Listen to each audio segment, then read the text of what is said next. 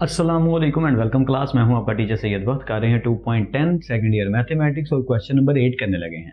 Question number 5 अगर आपने किया हुआ है, होपफुली किया होगा, नहीं किया डिस्क्रिप्शन बॉक्स में लिंक ऐड है 12th मैथमेटिक्स फुल बुक। तो कंप्लीट सीक्वेंस में सारी वीडियोस को देखिए। 2.9 का भी आपको लिंक मिल जाएगा, 2.10 का भी मिल जाएगा। सीक्वेंस में प्लीज सारी वीडियोस को देखिए। मैं क्यों कह रहा हूँ, ताकि कोई भी लेक्चर मिस ना हो और उससे आपकी कोई कमी ना छूट जाए। अगर आप क्वेश्चन नंबर 5 आपने देखा हुआ है तो होपफुली आपको काफी चीजें याद होंगी। जहाँ पे पैरीमीटर की डिस्कशन हुई, एरिया की डिस्कशन हुई, तो यहाँ पे भी इंटायरली सेम वही बातें हैं। क्वेश्चन नंबर 5 और 8 इंटायरली बिल्कुल सेम है, सिर्फ वैल्यू में फर्क आया। बाकी सारे का सारा टोटल क्वेश्चन सेम है। कैसे प्रूव करता हूं मैं अपनी बात को। Find the dimensions of a rectangle garden. एक गार्डन है जो अज्यूम कर लीजिए रेक्टेंगल फॉर्म में है, ठीक है। मेरी ड्राइंग थोड़ी सी माजरत वाली है या बुरी सी है, गुजारा कर लेते हैं। तो एक रेक्टेंगल है जिसकी एक साइड को अज्यूम कर लेते हैं x और एक साइड को अज्यूम कर लेते हैं y। खुद से अज्यूम कर लिया हमने, ठीक है।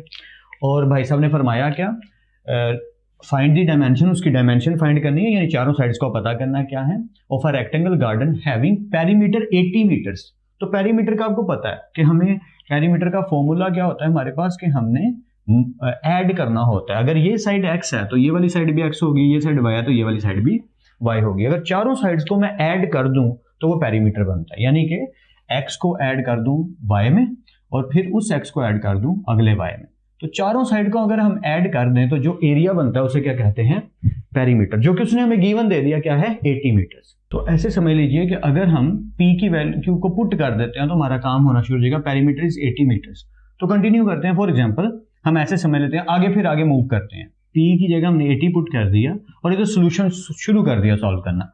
x plus x 2x, y plus y 2y। 80 अपनी जगह पे रहा, इधर 2 कॉमन आ गया और ये चीज बन गई x प्लस y। तो होपफुली ये क्लियर है।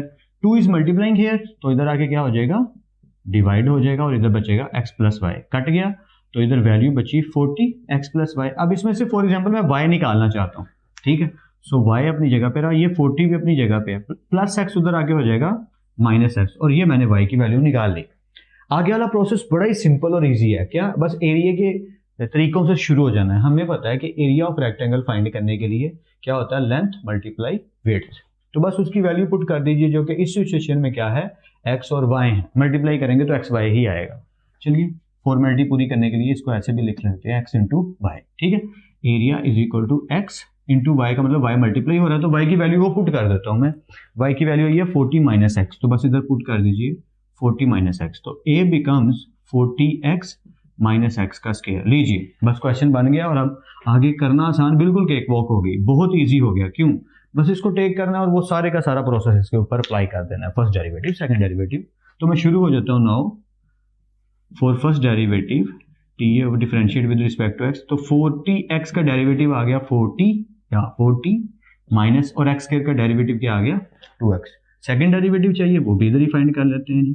सेकंड डेरिवेटिव आएगा 40 का डेरिवेटिव तो हो गया 0 माइनस, और 2x का डेरिवेटिव हो गया -2। तो यहाँ पे थोड़ी सी गड़बड़ आ गई मेरे साथ कि मैं लेक्चर रिकॉर्ड कर रहा था, जब यहाँ तक पहुंचा तो लिटरली टेलिंग यू क्या हुआ उसके बाद कि आगे का जितना हिस्सा रिकॉर्डेड था उसमें साउंड ही नहीं रिकॉर्ड हुआ। तो ज्यादती हो गई, थोड़ी सी गड़बड़ हो गई मेरे साथ। एक काम करता हूँ, जल्दी से आपको एक शॉर्ट वे में, फॉरवर्ड वे में दिखा देता हूँ कि देखिए क्या हुआ।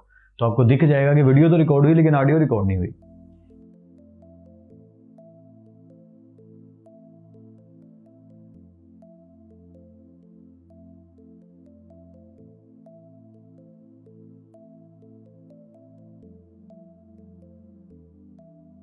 तो देखा आपने, थोड़ा सा काम गड़बड़ा गया, बट इट्स ओके। मैंने इरेज किया उस हिस्से को, दोबारा से ऑडियो सुनी, कहाँ तक स्टोर हुई थी, तो यहाँ तक ऑडियो स्टोर हुई थी।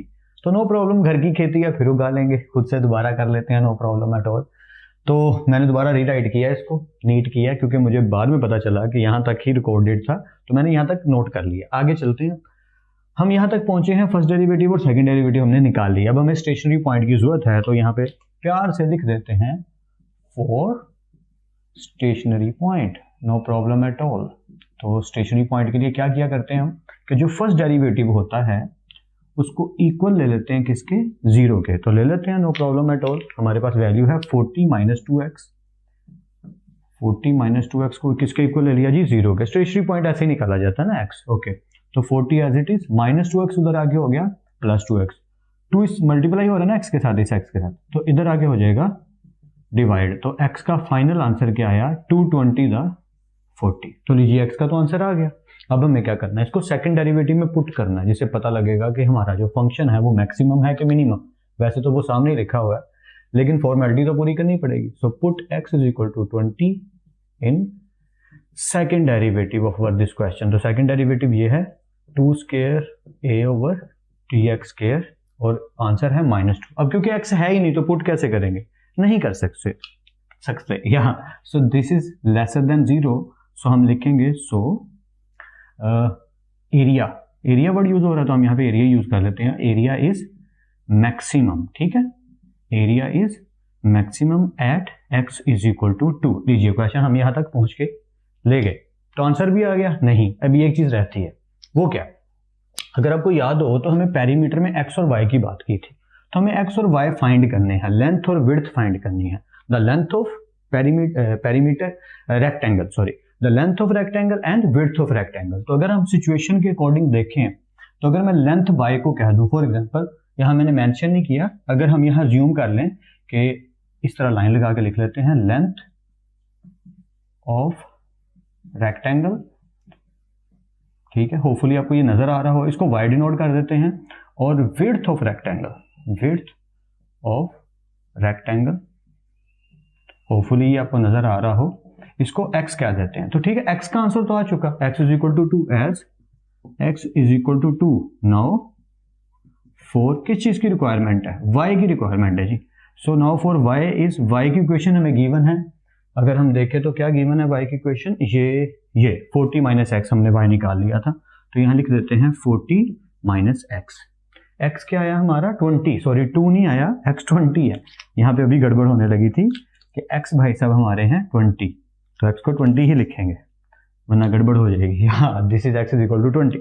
सो as x is equal to 20 for y हमने क्या किया कि x की वैल्यू पुट कर दी, तो y का आंसर भी क्या आ गया, 20 आ गया। तो अब हमारे पास दोनों आंसर आ गए, तो हम लिख देंगे length of rectangle y is equal to 20, width of rectangle x is equal to 20। अब अगर आप चेक करना चाहते हैं कि आंसर ठीक आया कि नहीं, बड़ा आसान सा तरीका है कि आप इसके पेरीमीटर्स की वैल्यू लिख दीजिए, क्योंकि x सारे के क्या बनेंगे 20, x अगर 20 है तो x दोनों 20 हो गए, y 20 है तो दोनों y 20 हो गए। अब हम इसको पेरीमीटर के तौर पे चेक कर सकते हैं, कैसे, देखिए x plus y plus x plus y, अगर हम 4 दफा 20 लिखें और ऐड करें तो क्या बनता है, 80 मीटर ही बनता है। इसका मतलब हमने क्वेश्चन ठीक किया है कि एक रेक्टेंगल की पेरीमीटर की जो टोटल एरिया है वो बता दिया गया, वो 80 बनता है, और उनकी लेंथ और विड्थ फाइंड करनी थी, वो हमने कर ली। एंड होपफुली आपको ये क्वेश्चन अच्छे से समझ आ गया हो। अगर कहीं भी कोई डाउट होता है तो वीडियो को पीछे करके आप देख सकते हैं।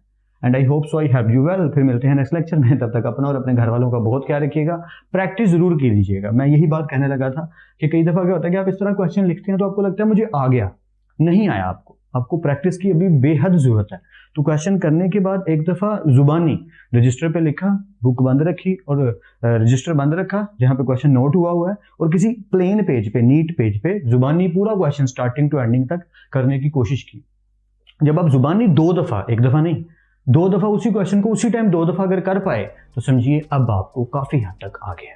आई होप सो कि मैं अपनी बात आपको समझा पा रहा हूँ। फिर मिलते हैं नेक्स्ट लेक्चर में, तब तक अपना और अपने घर वालों का बहुत ख्याल रखिएगा। खुद आप सबको बेहद खुश रखे और बहुत कामयाब करे। खूब मेहनत करते रहिए लेकिन स्मार्ट वर्क के साथ। अल्लाह हाफिज क्लास।